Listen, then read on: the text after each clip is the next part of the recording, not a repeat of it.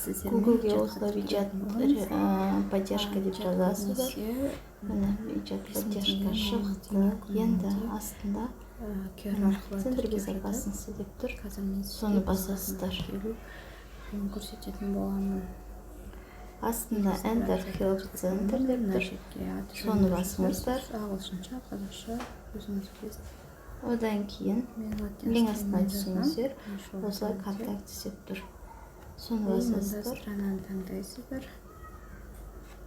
Қазақстан тауып Мұнда бірінші жазуда Hirm солай тұр. Соны басыңыздар.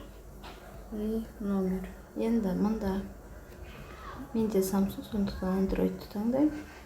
Мына жақтан Қазақстан десек тауып аласыздар. Сақтаңыздар. Қазақстан. Енді мұнда басқа дегенді бамыз. Алдын ала мен жазып қойған болатынмын. Мына жерде галочканы басасыздар осы жерге. И одан кейін дәлі. Осылай жазасыздар. И жаңағы скрин жасаған суреттеріңізді осында қоясыздар.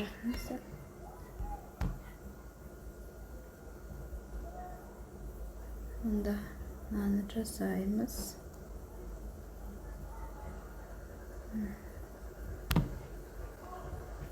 Енді осылай мұнда қандай жазу жазу керек? Сәлем, менің есімім Таңшолпан. Менде Қытайда ешқандай достарым жоқ. Сондықтан менің WeChatқа тіркеп бере аласыздар ма деп жазасыз. Мына жерге атыңызды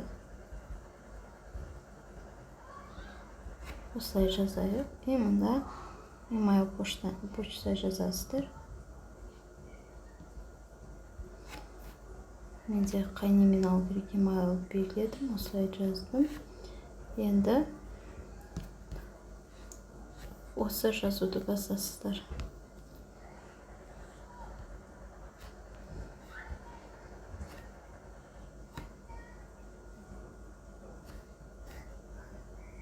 Бізде бір нәрсе ұмытылып кетті ме?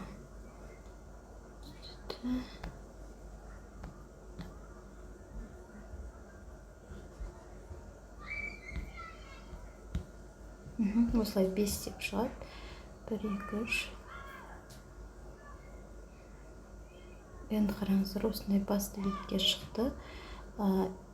SMS осылай техпер поддержкаға қайта жібере берудің керек жоқ.